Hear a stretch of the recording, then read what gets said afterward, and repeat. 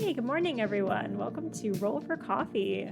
We are here this morning with GM Liana. Did I say your name correctly, Liana? Yes, Liana. Wonderful. I'm Allison. I am the host of the show. I don't know. It sounds very formal. We're here to hang out and talk role-playing games. I had the pleasure of being in Liana's kind of one-shot showcasing her system that she co-created, the Valor Games system. So we're going to talk about all the things, as we usually do. We chat about, style and preferences and like all things TTRPG. And I think you're our first GM that's actually made a game. So I'm very excited to chat about that as well. Can you say something again, Liana? I might have lost your mic. Oh, yes, absolutely. Beautiful. You're back. We good? Yep. Just welcome in. Thank you all for being here this morning. And Liana, I'm going to kick it over to you to introduce yourself. I prompted you also with like a favorite Nat 20 moment. So if you wanted to throw that in there, I wouldn't be upset about it. Oh, gosh. Okay. So, hello, my name is Liana McKenzie. I am the co-creator of Valor and the owner of Valorous Games. We are a system that is about building whatever kind of character you want, shouting excitedly about it at the table, and then getting mechanically rewarded for doing so. Favorite Nat 20 moment. I actually had to go back a bit because I haven't been playing a whole lot of D&D recently, and Valor tends to key into more like degrees of success than it does rolling high or low. But way back when I was still playing D&D 4th edition, kind of as we were developing Valor, we were doing... this honestly informs a lot of how we design Valor and the flavor. I was doing a kind of fantasy 1920s America, sort of like Prohibition era thing. I just completely reskinned like all of the 4E enemies just to be like these like mafia rum runners and things like that. So I was kind of basing this off of the train arc in the anime Bakano. For those who haven't seen it, it involves like 3 separate factions trying to hold up a train at the same time.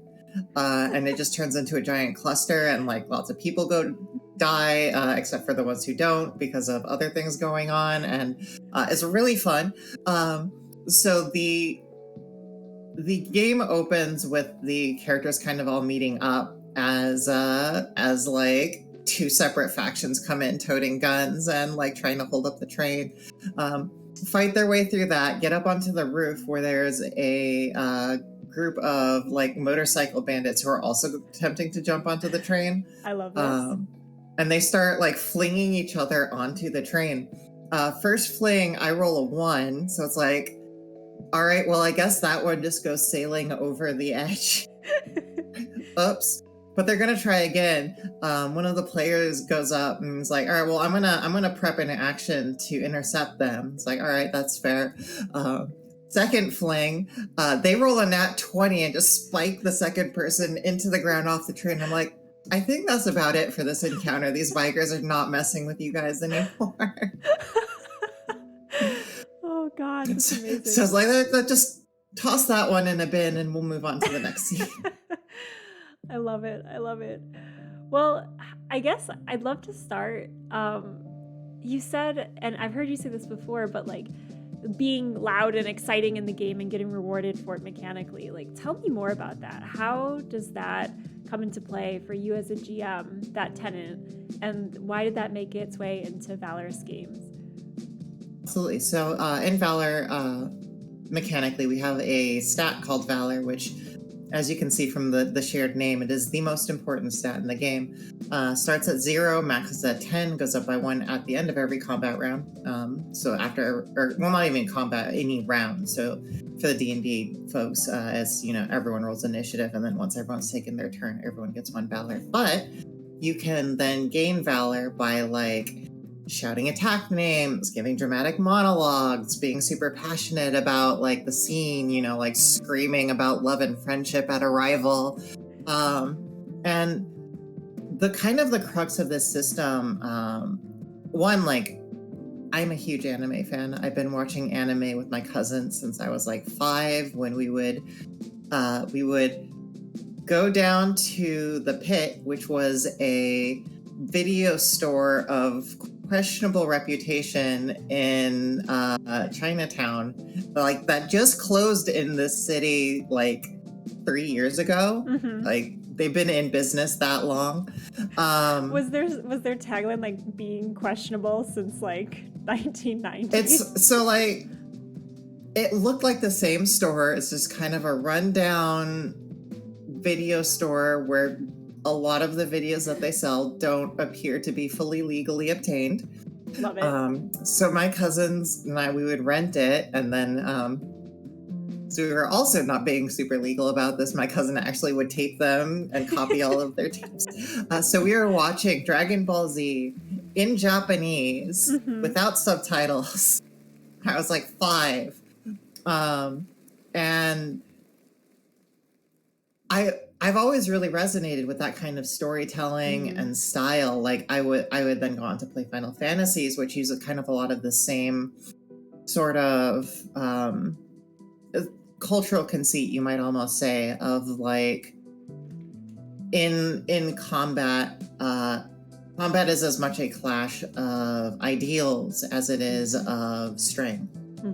So there's always this escalation of dramatics and investment, and the person whose conviction and ideals at that time are stronger are the ones who tend to win in any fight. So we wanted to really mechanically portray that, and we also took a lot of inspiration from a very popular Japanese strategy RPG, and also a highly indulgent one called Super Robot Wars, which is this massive mecha series crossover thing, where they had a stat called Will, which was the actual representation of this. Will slowly escalated during the course of the battle, and the more Will characters had, the more damage they dealt, and the more attacks they unlocked, because certain attacks could only be used if the character had a sufficient Will level, which really informed a lot of our design. And then Super Robot Wars would use that with in-game events, where if, as they would play through these series, at the dramatic points in a series, like those big touchstones would be played out mechanically, and you would see characters gaining like massive spikes in will, or drops even in certain sequences. The drops being for like Evangelion, that would happen quite a bit. So it was honestly, it was a really cool concept. And when we set out to make a game that was inspired by and capable of doing anime, especially kind of like the shonen battle anime, that was like the most important thing for us to nail down, is how can we capture that feel of the dramatic pathos and the ability for players to invest in the game and through their role play impact how the scene will ultimately play out, while still having that core functional mechanical base. Do you feel like it helps players who tend to lean more on the crunchy side engage with roleplay in combat? Like, Absolutely. Do you feel like it is a bridge for those types of players? Yeah, and that's one of the things we emphasize too. And some players are just not into it, and I totally get that. But it has been a really good way to encourage them to engage, especially since I encourage them to engage in any number of ways, especially, and we recommend this too, is when you're first starting out, you want to give it out very liberally. You give Valor for kind of like bare minimum, so it's like someone shouts an attack name, or someone gives like a really cool attack description, or even if someone, busts out a joke and you the GM start laughing, like that is grounds to give them Valor. And you get them in that mindset, and then as you play through the game, you make it harder and harder, and you require more of them. So like season 1, it might be super easy, but like season 2, since of course we tier our level system by seasons because we are anime,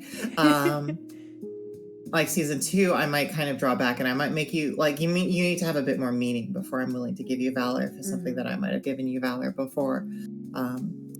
So you keep encouraging them, and then you raise the bar a bit. So you bring them into it, and like it does work for some players. Other players will kind of figure out their way to do it, and you just reward them. You meet them where they are, and you reward them for doing what they're doing.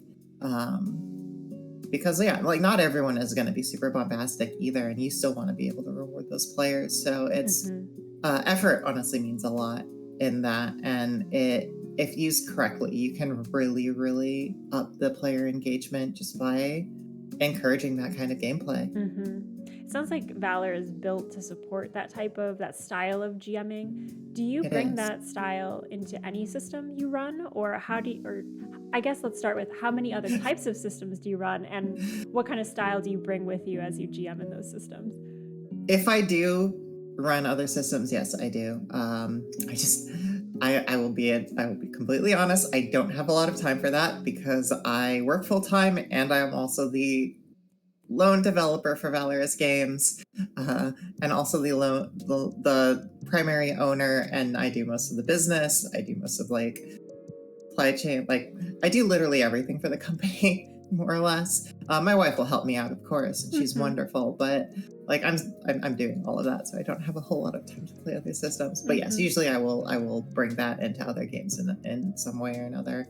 I was actually kind of in that 4E game I mentioned. I trialed because I used the action point system in kind of a similar way, where I would give people like special blessings they could use, which was kind of a prototype of what would become the overdrives in Valor.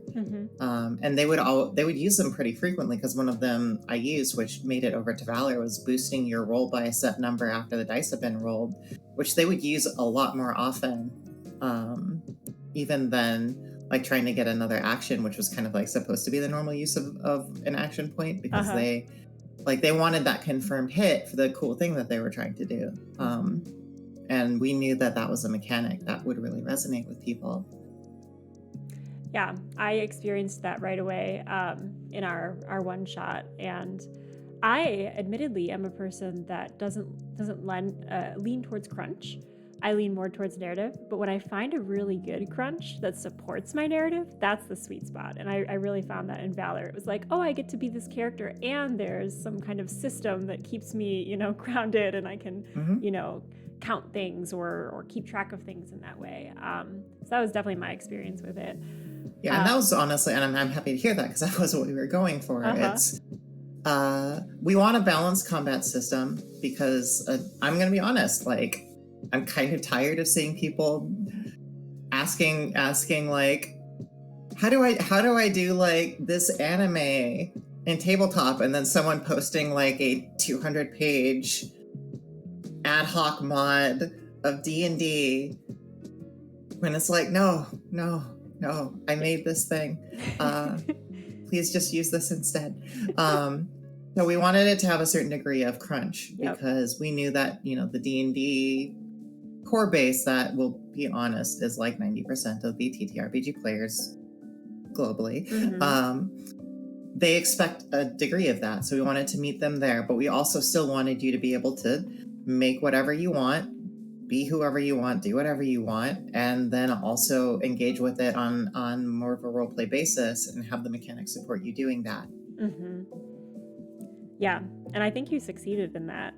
Thank you.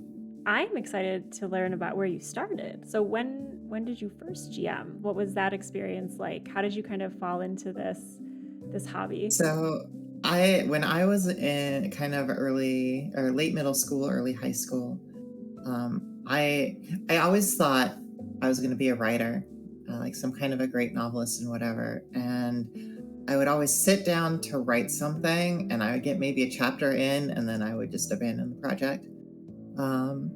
But for whatever reason, I started making games, and these were tabletop RPGs, and I didn't know what D&D was at the time.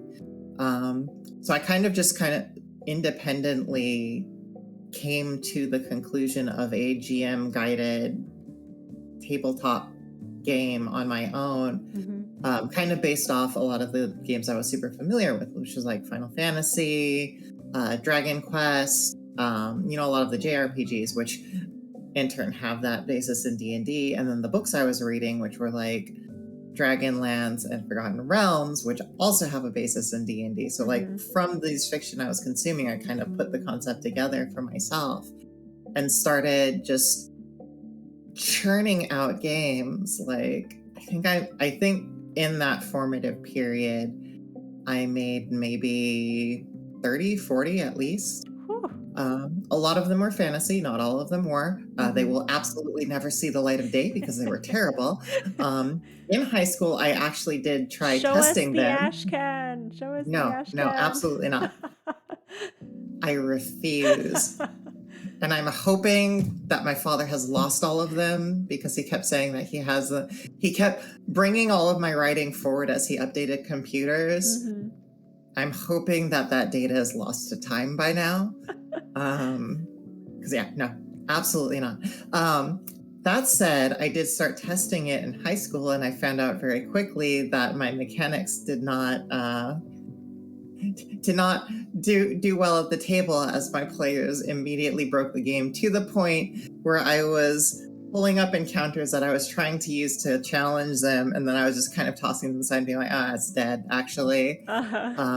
So a lot of learning there. And then I discovered D&D existed. And I was like, oh, that's great. Someone has done this already and made it for me. So obviously, if I buy all these books, it'll be perfect and it'll be everything I want. It was not everything I wanted. Also, I bought the 3.0 books like a year and a half before 3.5 came out. Yep. And that was also exciting because I had spent like $150. Which is big high school money. Like, yeah, I didn't have a job. Like, that was my Christmas money. Thanks, Wizards.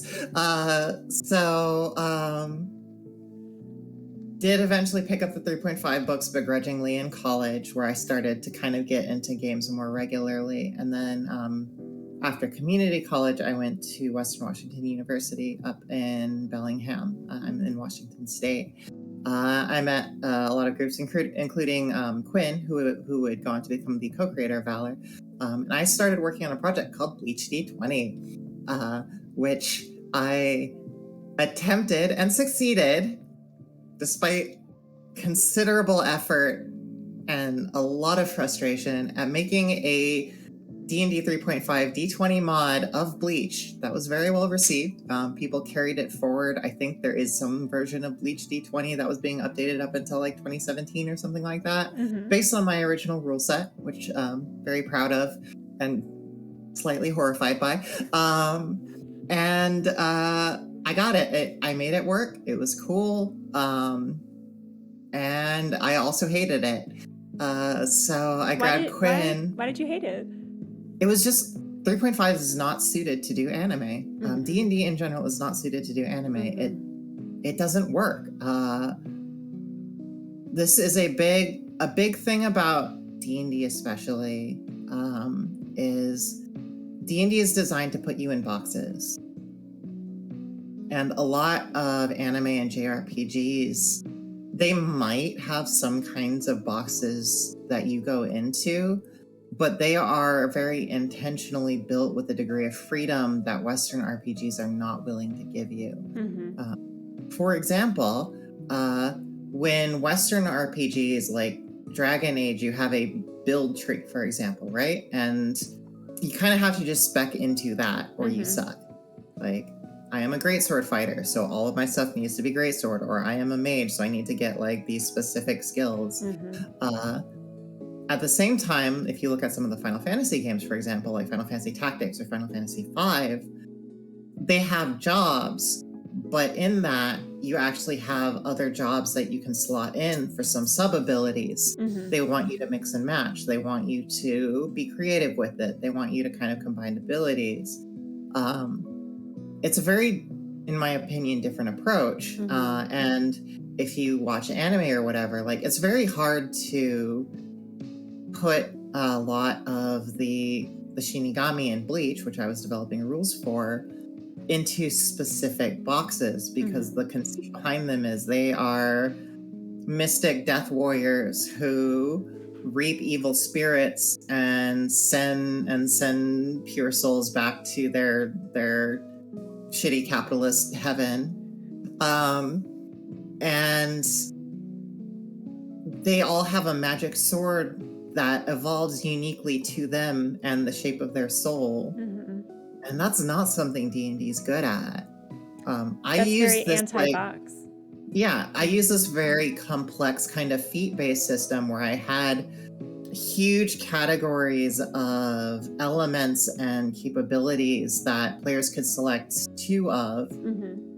So like they might select like blood and ice, for example, and then they could draw these abilities at level up points to start to like craft certain types of abilities, but it was still in that box. I was still duplicating spell effects. I was still like using these set listed abilities that always existed in the game and just trying to apply them to this system and make them work. And it was very frustrating to work with because at the end of the day, D&D is not designed for people to break the mold. You have like you have your check boxes. I am a class. I am a race. My identity is kind of derived from this. Or now it's like I have a background with like the new test, and it's intrinsically tied not only to your character but also to the role play expectations too. And that like, well, I kind of want to play a ranger this time, so I guess that means I'm playing an elf because that's the optimal course. So I guess that means my backstory needs to kind of look like this because I chose this box and this box.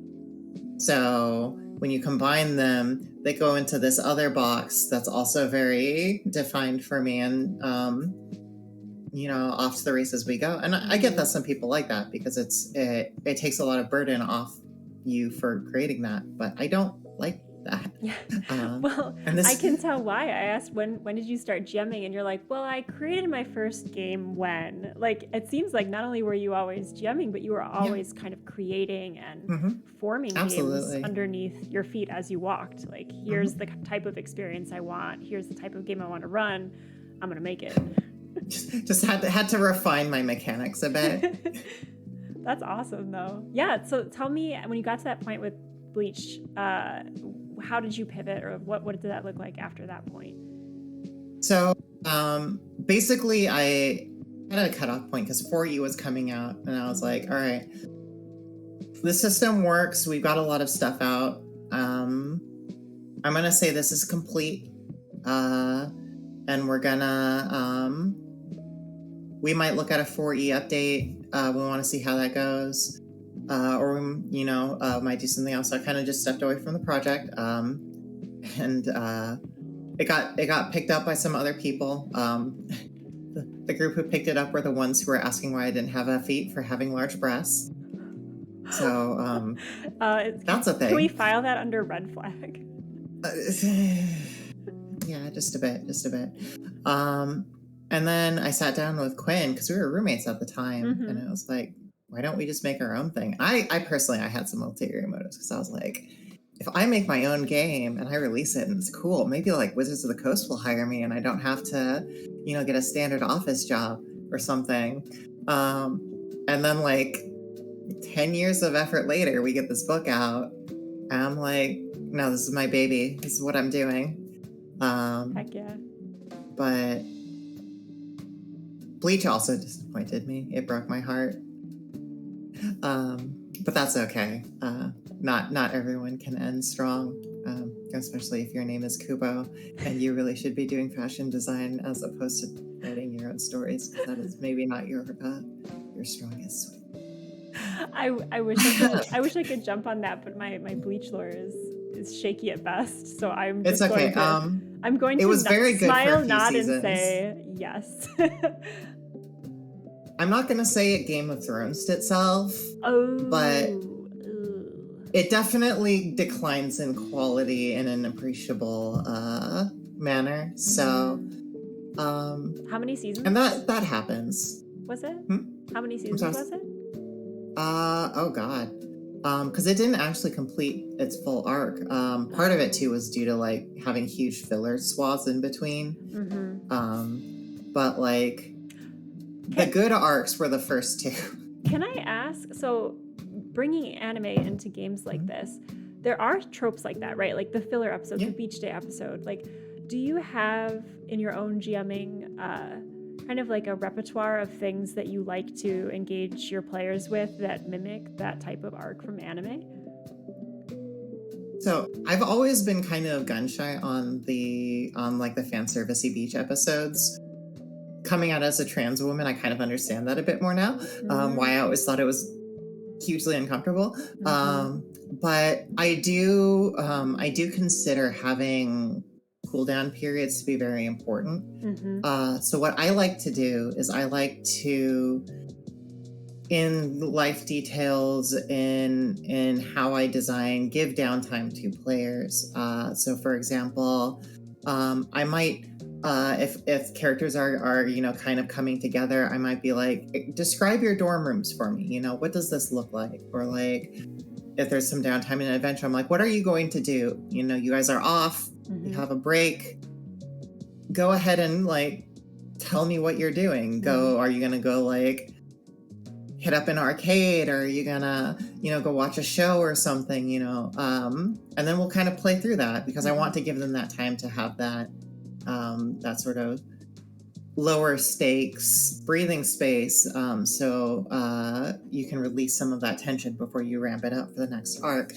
I know for Best in Class, which was our first adventure path, I actually included a bunch of side quests that were completely low stakes, silly things, but also gave actual mechanical experience rewards, which if you did enough of them, you could get to level 6 by the end of it, which would make completing the adventure that much easier. But so for example, I actually demoed this at some conventions and people absolutely loved it. Excuse me. One moment. Yeah, quick pause. I know you aren't doing coffee, so what did you settle on this morning? I just grabbed a bit of milk. Ooh. I put some in my coffee this morning. I usually go black, and today I have some kind of sweetness. I figured a bit of milk would be a good, since milk is often put into coffee, so it's like, that'll work. And also because I forgot to pick up some juice for myself, which was what I was originally intending to do. But so in Best in Class, we have all of these side quests. Like one of them is doing this big, complicated laser tag combat thing. Love it.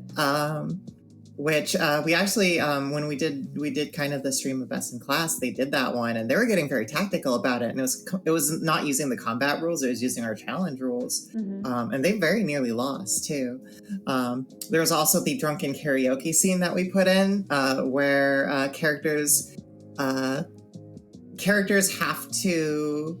Are competing to like hype up the crowd to win the karaoke. But if you want to sing a song, the local bar has a system where you have to buy a drink for every song you want to sing. I think it was like a 2-drink minimum per song. So they have to figure out who's drinking. And everyone gets drunker and drunker as the night goes on, which gives them penalties. Impair you? Okay. Yep. Yeah. So they kind of have to like spread out who's drinking at what time, just to make sure that they're not so inebriated that they just completely tank their performances, and then like they can perform together, which gives them some bonuses. But as people get drunker, those penalties apply to the group, so you have to kind of figure out who's going up and how you're balancing it. It was just a lot of fun, honestly. That's awesome. I feel like that type of thing when I run D&D, which I don't do exclusively, but I do have a home game that I play with mostly new players. But I'm always looking for things that make the experience more rich, and I find myself looking for like mini games or homebrew or like elements to infuse in the core mechanics, like a karaoke battle or some kind of side gambling experience or pit fighting, or like my players are always like, I want to do this thing, but I want it to have mechanics to it. Or they don't say that, I say that because I want them to have some kind of guardrails up, especially because they're new players, but still express themselves. And a mechanized karaoke battle where you have to pass the torch on who's getting drunkest sounds amazing. Honestly, that too, like, and that's something I've seen for Valor. Like, I'll get D&D hardcore fans who've bought the book and they're like, I have no intention of playing this, but the challenge mechanics are really good and I'm stealing them for my D&D game. And I'm like, thank you for your cash. I'll take that. I'll take that. Because the way we set it up, our system works on what we call a meter system. So you have a bunch of different meters that are all 1 to 10. Because again, it's a D10 based system, so it's very easy to just put like a die out to track it. And the goal with the meters is you need to get one, maybe more meters to either like a max level or a min level to end the scene positively or negatively, and then other meters can impact bonuses or penalties that you're getting either way. So it gives it that texture and that depth, and it makes any kind of non-combat experience more interesting, because it's not just a roll some skill checks and then we're done. It's you're going through a proper scene where your actions can also impact, since a big part of Valor's challenge scene system is I tell you as the player, describe to me what you're doing and justify the attribute that you are using to roll against this. So the player has to get creative. They have to give me a methodology. They have to justify using their attribute. And since in Valor you're going to have 2 to 3 strong attributes and then 2 to 3 weak attributes, depending on how you build, you want to not use your weak attributes. So they need to figure out how their character is going to approach a situation in a way that they make use of their personal talents and also have a good methodology to clear the scene the way they want. And that gets them to think on their feet, and it gets them to engage more. A lot of tools in Valor, as we kind of noted, are meant to get players thinking about and engaging with the game on as deep of a level as I'm able. With Valor, as you're prepping your games, how much prep do you put in as a GM? How much of the story do you craft ahead of time? And how much of it is based on the choices they're making in character or the things that they're bringing to the table in a challenge like that? So I'll usually have some pre-planning ahead of time. For me, the core, like what I absolutely need to have is I need to have some stat blocks prepared in case I got to fight something. I can reskin those stat blocks however I want, because Valor is very open flavor-wise. You build your own techniques and abilities, but they can mean anything. Like I might have a ranged blast ability that could be a fireball, that could be a ball of lightning, that could be a Molotov cocktail. There's all sorts of options you can do. So as long as I have those stat blocks, like that's my core prep, where I need to at least have that. Usually I'll have kind of an idea of where I'm going, especially like if I'm running an actual play, like we were running an actual play on Friday, and that one honestly went a bit in a direction longer than I expected it would, where I had some ideas and I'm like, I'm going to see what they do. I'm going to throw this out there and I'm going to see how they react. And I've got this prepared, so if they end up, blazing through that and they start the dungeon, good to go in the stats. So for context, basically what happened was they walk in, they fought some bandits on the way to this town that they're delivering aid to, because this town's been beset by a kind of a magical disaster that's shut their mine down. So they need help, and their empire has sent aid to them and sent the party to contain the issue, since that is the party's specialty. They walk into town and they see a headsman's block and a pristine axe with a white tassel, which per the setting's lore means that this town was a revolutionary town during the rebellion about a century or so ago that ended up killing like half of the nobility because of wealth inequality issues. What that also means that this is a town that believes in that older justice. And they have a prisoner who has specifically been plaguing this town for quite some time. So I throw that out there, and then I said, it's like, all right, what are you going to do about this? And that consumed the entire episode, and it was a phenomenal episode, because you have the characters debating morality, you have them trying to get the perspective of people who like are also of the since they go to a magical academy that has 6 different houses kind of based on great figures. And there's a house that is based on that rebellion figure who made a deal with the Empress at the time, where the Empress is like, recognize my authority and we will give you what you're asking for, plus you can take whatever from any nobles who don't recognize your authority. And they're like, great. And then they keep killing the nobles until the rest of the nobles fall in line, which helps the Empress, who is trying to consolidate her power. So, win-win. So they get perspective from a member of the Axes, which is that school's house. They kind of talk amongst themselves. There's a lot of agonized, like, what do we do about this? They make some what would be considered diplomatic blunders. They're kind of muddling their way through. They're trying to do what they think is right. And then, like, as they're asking more, I'm kind of just providing more color to the circumstance in what I love to do, which is there's no necessarily morally correct answer here. Here's why everyone who you were talking to did what they did and thinks what they think. Have fun. It is a delicious part of being a GM, I think, because then you're engaging the players as people, as thinkers, as reasoners, but then you're also having them filter that through their characters in a way that is really organic to the setting.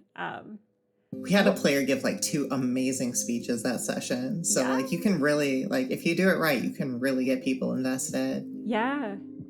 Gosh. And how do you reward players in game? Because like I can tell like you're a big fan of your players. How do you give them like a narrative nugget, or like what's your favorite way to just like have that be a shining moment for them in the game, either like down the road, like you're building towards something, or in that session? My big ways to reward players, this may sound kind of simple, but having seen a lot of the more antagonistic style of D&D, I think it's worth saying. Let their plans work. Remember when they did good things and bring that back later. It's very simple, but like, just let them succeed. They don't always have to succeed, of course. But if they've invested a lot of time and effort into putting a plan together, let it work. I remember when I was running the D&D 4e game, the players spent like 3 hours of the session, like actual hours, plotting a perfect ambush of this enemy. And I just let it work. And they felt great about that.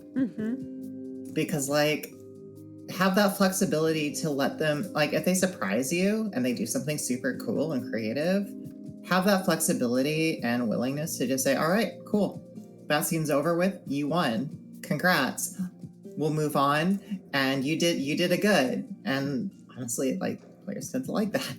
They want to feel like their efforts mean something. Yeah. I think it is simple, but I think it is worth saying. And that's why I enjoy hearing from GMs and their different perspectives, because sometimes it's nice to just like reel it all the way back and be like, the thing that I do kind of intrinsically in my games that makes it a validating and safe space for my players and a fun table, like what is that thing? And I think you hit the nail on the head. What advice do you have for new GMs? So someone who's coming to this, like, I think I want to do this. I've been a player maybe, and like this, Liana was really inspiring when she was like right out the gate. I was like making games. Like, how do you set them up for success? Usually, that will depend on the system they want to play. So I'm just going to assume D&D. I'll typically show them how to best use their tools, which means prepping. D&D fortunately has that monster manual that you can like prep a lot of. I tend to teach them how to like reskin things too. It's just like, take this monster and just change what it is. So it's fine, you can do that. No one has to know. So teach them how to use their tools. You want them to have a comfortable base with the system, and that is a big burden for sure. but having played in a lot of games, like when I was a new DM in this case, playing 3.5, I played with very experienced players who, because I am of a more permissive nature, they literally just took advantage of that and used it to, get all kinds of benefits and bonuses that I was willing to give them because I wanted them to have fun. And it was fine. Like, it was kind of annoying that they would do it to me because, like, you guys are allegedly my friends. Why are you doing this? But because I know that D&D can engender that kind of player response, I want to prepare them for that and just be like, understand your tools, have boundaries, kind of know what you're willing to allow and not allow, but whenever you can, try and say yes, because I think at the end of the day, a game is much more enjoyable when it's something that you are striving to meet expectations and give the players the kinds of things they want to do, as opposed to finding ways to not give them what they want. Mm-hmm. Well said. Yeah, I agree with you, and I feel lucky to have been at tables where that is the dominating philosophy, I guess. I've only had a few experiences where I feel a lot of friction when there's someone who's running the table and it's almost like they're looking to where do they drop the rocks kind of a feeling versus how do we lift up the players. And so I think that's important for new aspiring GMs to hear, because maybe that wasn't their experience at the table. It's at the end of the day, like, this is a game. We're here to have fun. Mm-hmm. So don't lose sight of that. Speaking of having fun, what is one of the most delightful catchphrases or things that a player has yelled at your table that you awarded Valor for? Oh gosh. So we did a demo where, and so much fun.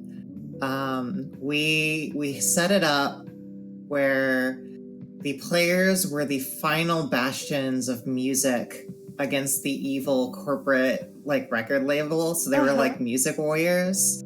So we had like a hip hop rep, a country rep or whatever. And all of their ultimates were based on actual popular songs in the genre. And those players understood the assignment. I had a guy rap at the table. Heck yeah. Just showered him with Valor.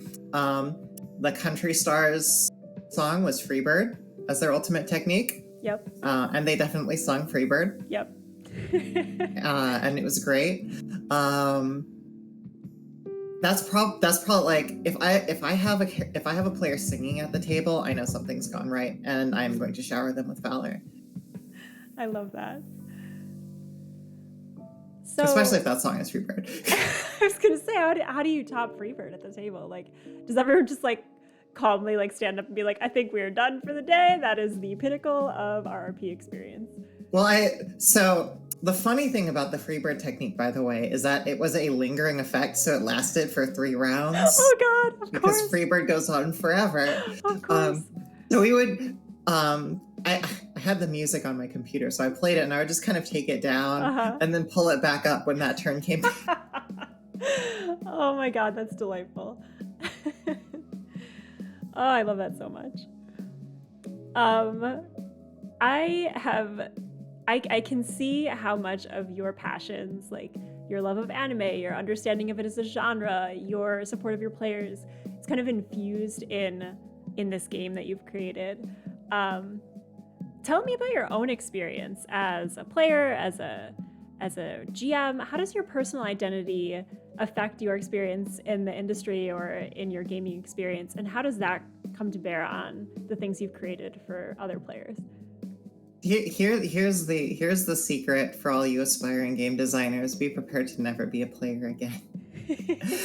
I have not been a player very often, and interestingly, I have not been super interested in being a player until very recently, because when I was trying to convince myself that I was indeed a man, because that was my assignment at birth, I had no interest. Like, I would force myself to play male characters, and I had like zero interest in them because I didn't want to.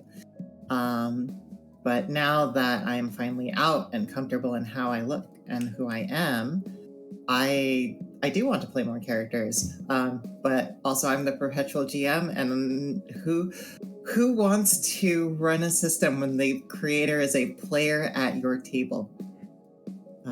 That is a rough sell. I believe challenge accepted. If you ever want to be a player at a table where I run Valor, I'm there for it.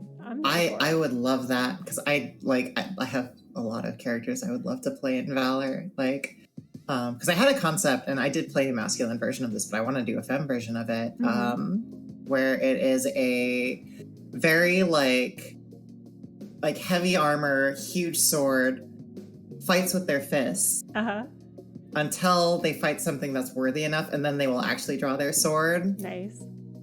I love that. I got a bunch of concepts I would love to play, but I don't really get to be a player very often. So I instead try and live vicariously through my players by giving them the cool moments that I would love to have for myself. Oh, that's so bittersweet. Well, I hope if you want it, you can get to a table at some point. And my table's always open. So if you ever have that, if you're running a Valor game, I am there. I will not backseat you. I promise. Like, just let me play one of my girls, and like I will let you run it. I'll have a good time. Twist my arm, why don't you? Yeah, let's do it. No, I would love to. We'll talk offline. I think we just created an idea.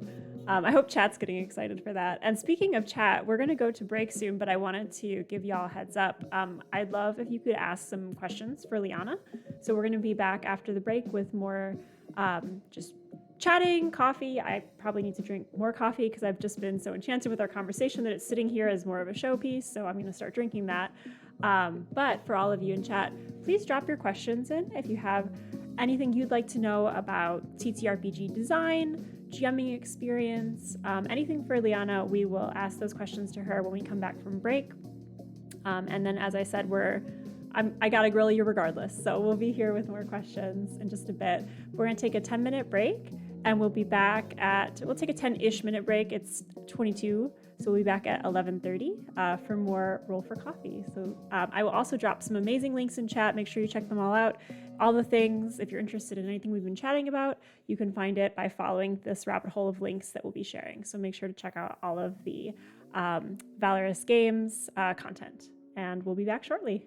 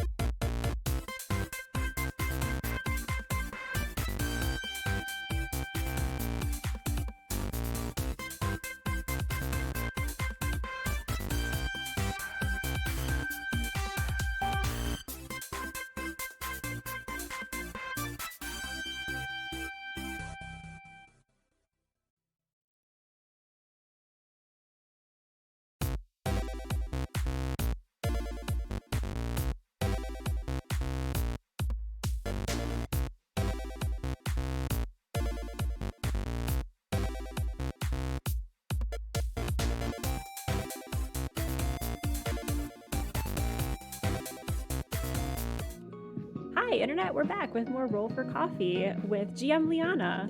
Hello. I am so excited to be here with you. Can you give a little brief update on who you are in case someone's coming back for the second half? Yeah, That didn't see the absolutely. first half? Sounds good. My name is Liana McKenzie. I am the co-creator of Valor, the heroic roleplay system, and the owner and lead designer and literally everything else of Valorous Games. Awesome. Well, thank you so much for being here today. I've been grilling you all morning, yet I have not yet taken questions from chat, and it looks like we have some questions coming in. So chat, if you have questions for Liana, please drop them in chat, and I'll be happy to ask her on your behalf. Looks like GDT has asked, have you ever had an idea or world design you thought would originally be cool, but then didn't work out as you had expected? I'm actually kind of struggling with this right now. So we've been kind of testing out some of our settings with our actual plays. And one concept I had, which we've had some interest and some success, but it hasn't really been like blowing people away. So I'm trying to kind of assess where people are with it. It's the idea of creating this it is a fantasy world that has achieved the modern era of technology. So it takes the urban fantasy concept, but it applies it universally. It's not in like World of Darkness, how there's like the Veil or whatever, where vampires and werewolves and all that exist in kind of secrecy, and only like the hunters and all of that know about them. This is a world that started as a fantasy world, like polytheistic deities and magic and all of that, and then they reached modern era, so they had reason to create technology and all of that. Which conceptually, I think a lot of people do find interesting and intriguing, but interest has been a bit mixed in terms of just like whether they really want to inhabit this world. Probably part of it is because I did want to set the main country in a country based off the U.S. and for any number of reasons, that's not people's first choice of places to inhabit in their fantasy escapism at this particular point in time. That is a very diplomatic way of putting that. But that is a setting actually of one of our two actual plays, Wind Riders, which we're going to be preparing to bring back. I've been kind of assessing it because I think there's a lot of interesting stories to tell, and I've gotten to work with some great people on the writing for it. But as things are, we'll see how much more I'm able to take with that setting and where I can take it. Interesting. Well, tell me more about Wind Riders. Yeah, so Wind Riders is our it is a campaign. So we have two ongoing actual plays. We have the Woven, which I mentioned we were just playing on Friday, and that is with a group of kind of more of the TTRPG side, so folks who have been really invested in the TTRPG community.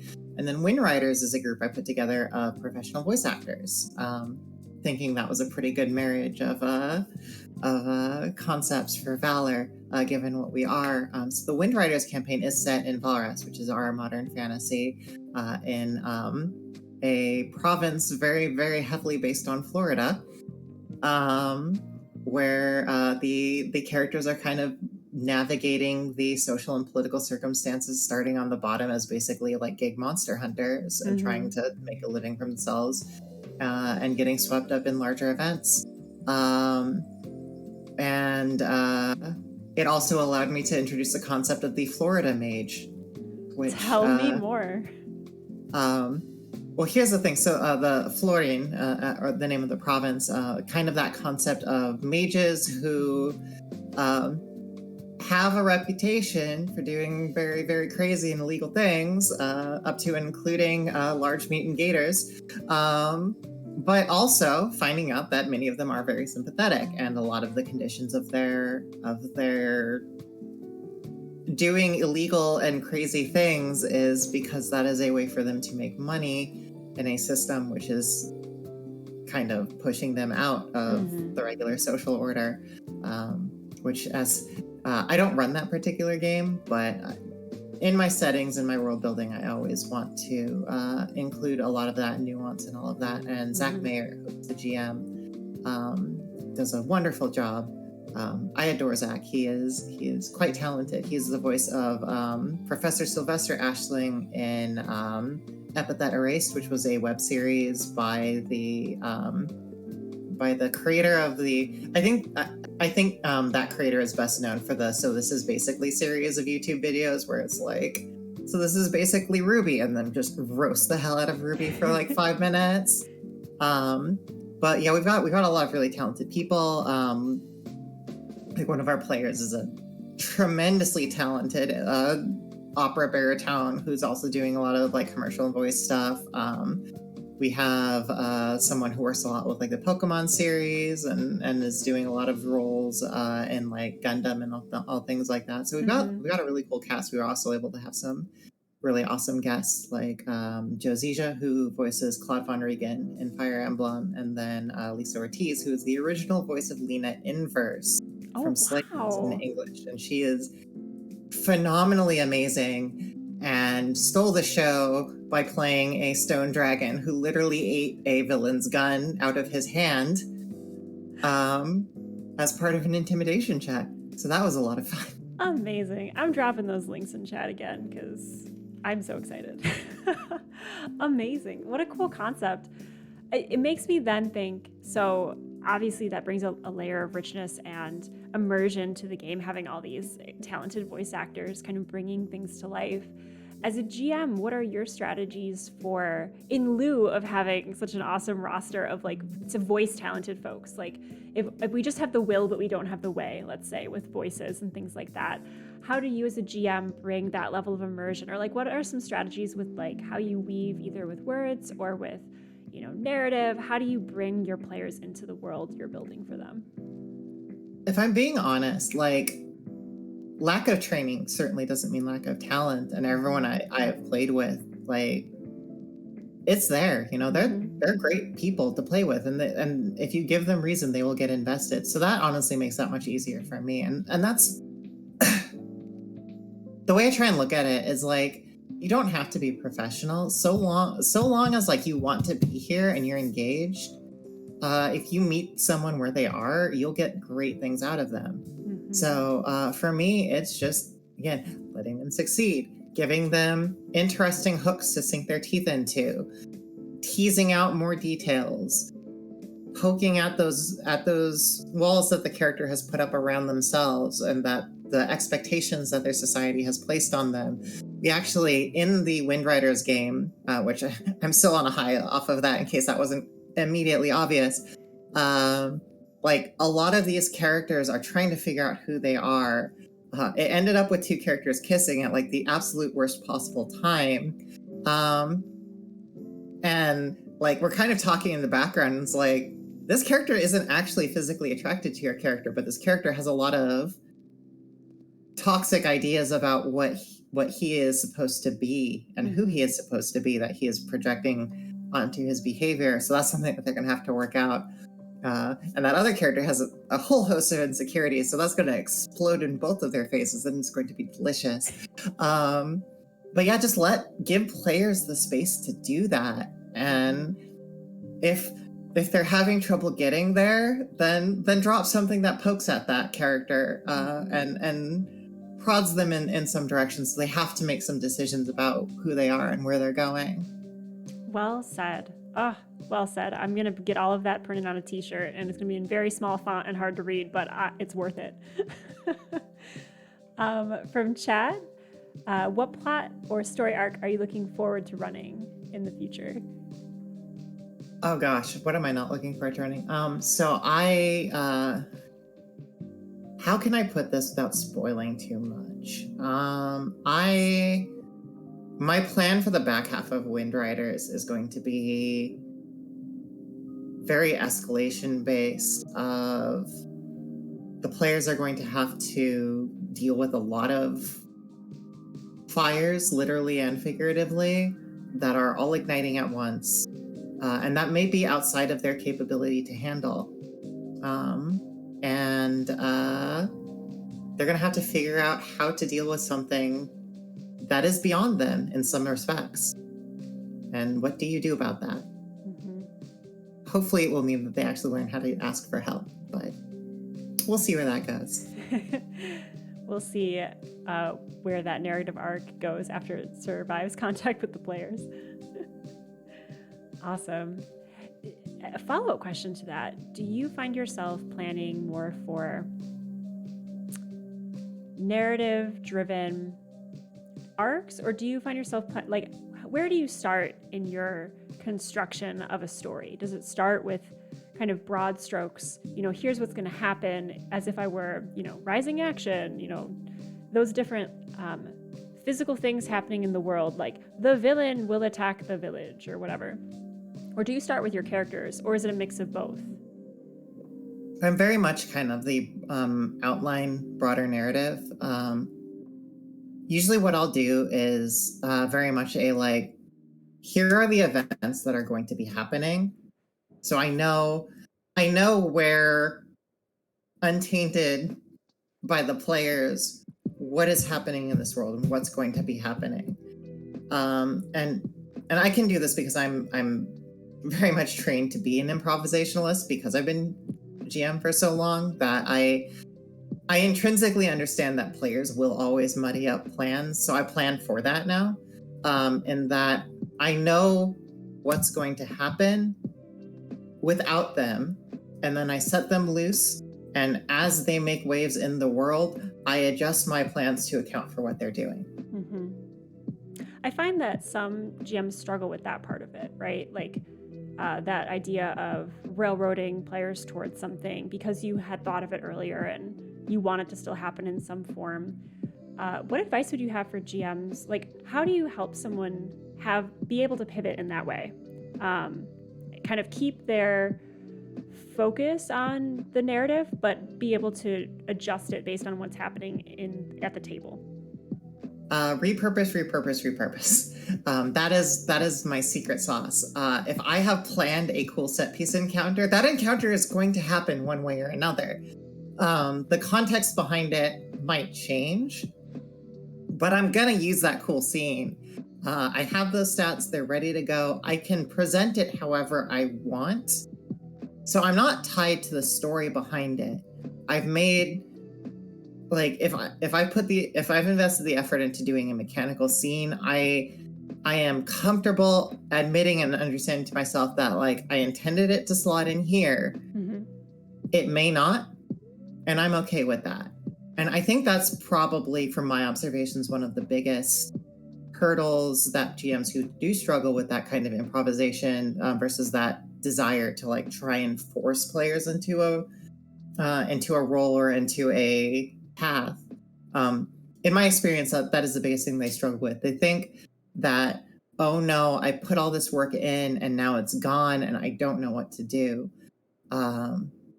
You do have to kind of learn, right? You have to learn to kind of react and think quickly about, it's like, well, this happened, so what is this going to do to everything that I had planned? Like, how is that, like, what dominoes are going to fall? What's going to change? But also just have that comfort to be like, I might set this scene back a few sessions, but I've still got it. It's still ready.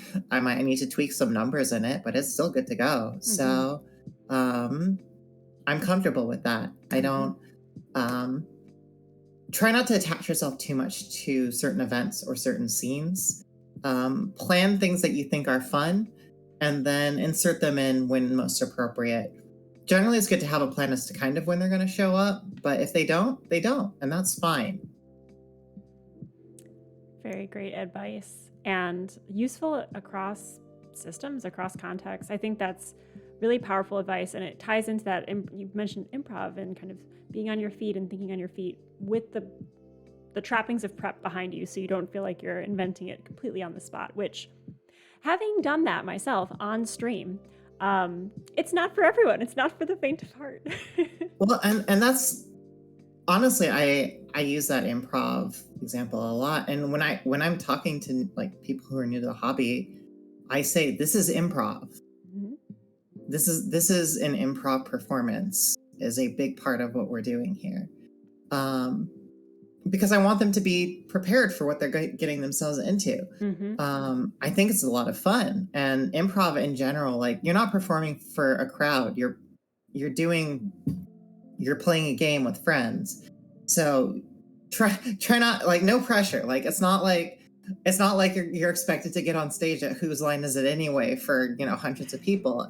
You're just with your friends, but this is improv. So understand where you're going and just have fun with it. Like, that's what improv is. It's roll with the punches, figure something out, and come up with cool things on the fly. Yep. And the best improv is when the audience is forgotten anyway. When the improvers are in the scene and they've made a choice, they've committed to the choice.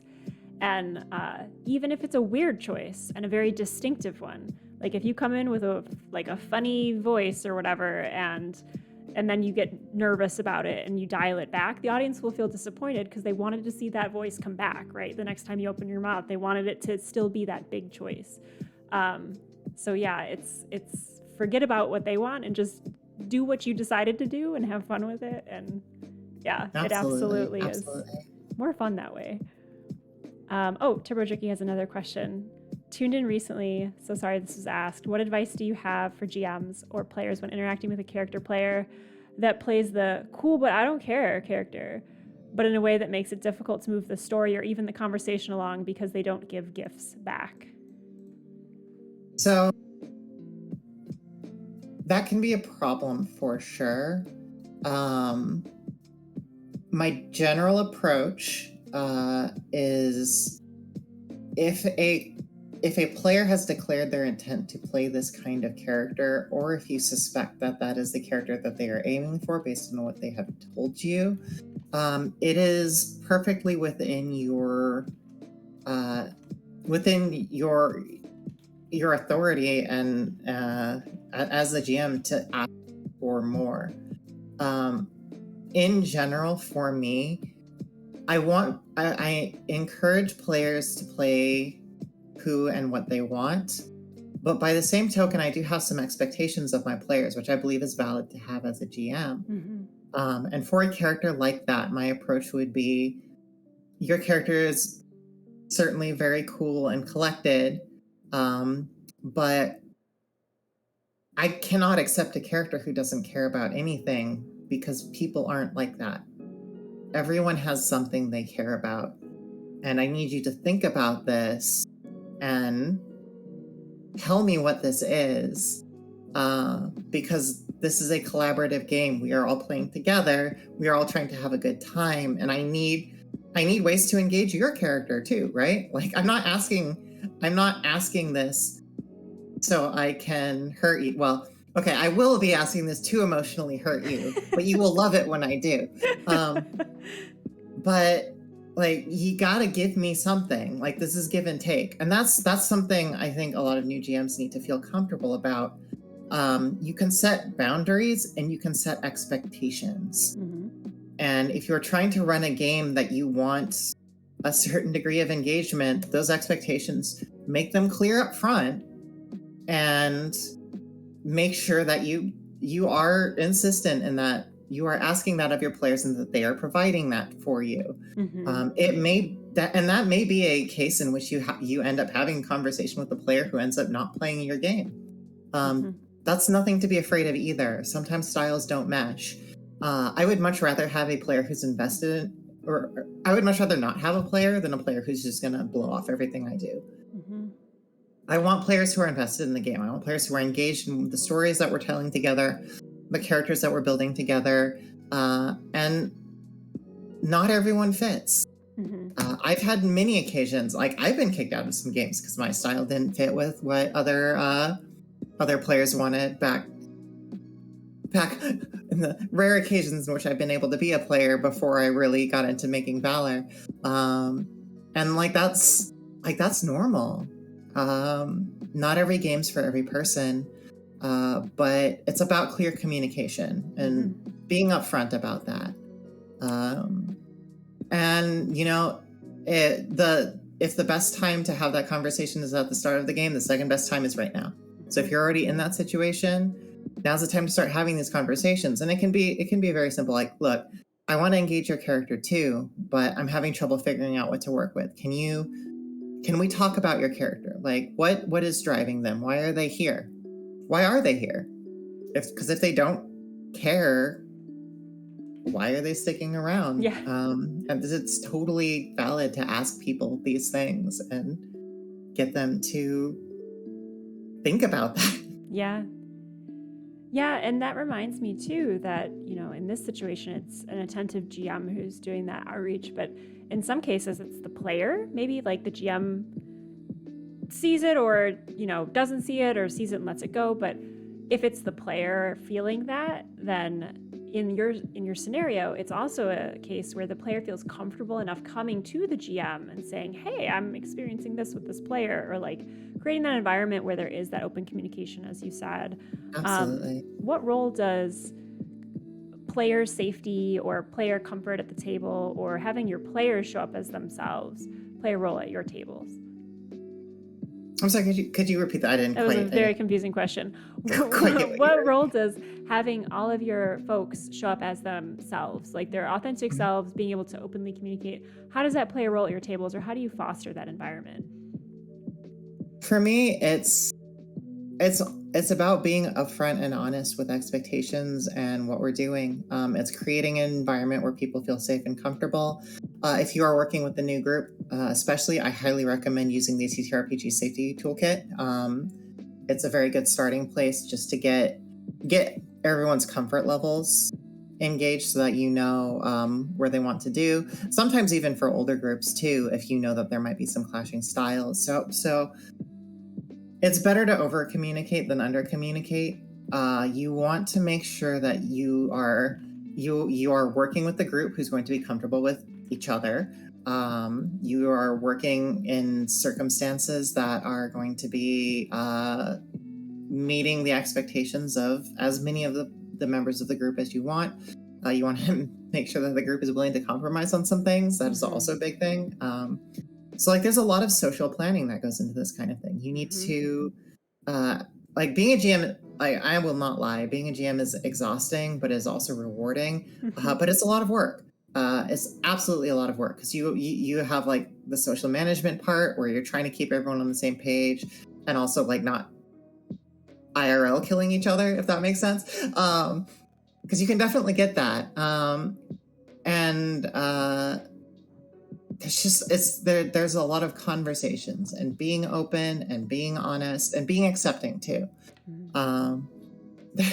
There is a joke that all guy D&D games always start with more girls than or always end with more girls than they start with. There are a lot of people who will use role-playing to explore their gender, their sexuality, things that they are struggling with and need an outlet for. So it's good to recognize those signs if you can, because that might need some special addressing too. Not necessarily in you're trying to figure yourself out, so leave the table, but more in a I'm noticing some things. Did you need to talk about this for a bit out of character? Don't be presumptuous, but be open, be honest, and be willing to listen.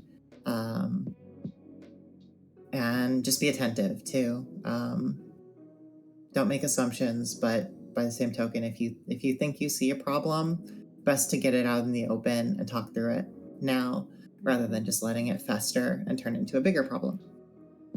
That's all really great advice. And is that something that you yourself have done at your tables, or whenever you get a chance to be a player, have you seen that firsthand? Is there an experience that you remember feeling that open communication, either that you gave or that you received from another GM? I think just most recently, just when we were facilitating win writers, that was a big part of the conversation. And even then, things surprised us, because we had 2 players come out as gender fluid. I think they both identify to some degree on the gender fluidity spectrum, which kind of happened over the course of the game. And because we had set that base of acceptance and all of that, it wasn't a big deal at all. But we had to create that environment for that to be comfortable to happen. And I'm very happy we were able to do that. That's wonderful. And I think last but not least, GDT wants to know, do you ever give the players negative points if they put pineapple on a pizza? I like Hawaiian pizza, so I will give them Valor for that. Yes. And you can ban it, you can exile me if you want, but I stand by my principles. Hawaiian pizza is good, actually, if that's what you want. That sweetness and savory combination is sometimes really nice to have. I love that. Well, on that note, we will let you go, Liana, but thank you so much for being here. I will give you, Absolutely. I know you've been plugging stuff all throughout, but I'll drop your links in chat one more time. And if you could let us know where to find you and when, for folks who want to tune in and follow your projects. And we'll wrap from there. So please go ahead and share where we can find you on the internet. All right. So I am on Twitter at Valor Liana, which you can find me getting into long-winded threads about game design and or racism. Do a lot of that. I do some work with the Asians Represent podcast, so occasionally I'll be on their shows. I think my next showing with them is on the 16th. We do Valor Live The Woven every other Friday, so our next showing, because it was last Friday, so our next showing would be, as I pull up my calendar here, I have so much going on, so I have to keep my day straight. So 5:30 p.m. Pacific, 8:30 p.m. Eastern on the 9th will be our next episode of The Woven, and it's every other week. Once Wind Riders comes up, we'll announce a time for that. I'm hoping right after this meeting to kind of figure out what date and time that's going to be and get some announcement in the future. Also, big one, we are preparing to launch our Kickstarter within the next few weeks, probably, to do our second printing of the core Valor book, as both the creators have come out as trans and as there were a number of game-breaking balance issues that we had to correct. We are doing a second printing with all of the errata in place and our proper names on the book, and I'm super, super excited about that. So you can keep an eye, my Twitter or the official Valorous Games Twitter at Valorous Games, one word, and we will have more to announce on that later. You can also find announcements and information on our website, valorousgames.com, which I will hopefully also be reworking a bit because that site is very old and looks it, and I want it to look a bit classier and stylish and not have to use a very poor vendor service. Well, we look forward to seeing the reskinned website, second printing of the game. That's so exciting. And finding you in all the places, running all these wonderful games. And hopefully, I feel like we cooked up something where you're maybe going to be a player here. So we'll talk shop about that. But absolutely, if you want to run Valor, I am 100% there. So we will. I don't think it's possible to listen to this interview and not want to run Valor. Like, I'm pretty sure everyone in chat is like, give me some of the Valor. And I also, as a reminder, did play it as a player, and it was an Iron Chef battle. I don't know if I put that flavor bit in there, but an Iron Chef battle, it was amazing. Kill food monsters, cook them. I had a character that fought with Santoku knives. Like, it was incredible. We should have opened with that exclamation of, yeah, absolutely, Santoku knife fight. But again, thank you so much, Liana. This was wonderful to have you. We're so thrilled to have you on the show, chatting through all of this. You had so much, your philosophy resonated so much with me. And so I really appreciate you sharing that. And thanks to all of you in chat for joining us for coffee and milk this morning. And we will look forward to seeing you all on another Roll for Coffee sometime soon. So thank you and have a great rest of your weekend. Bye. Bye, all.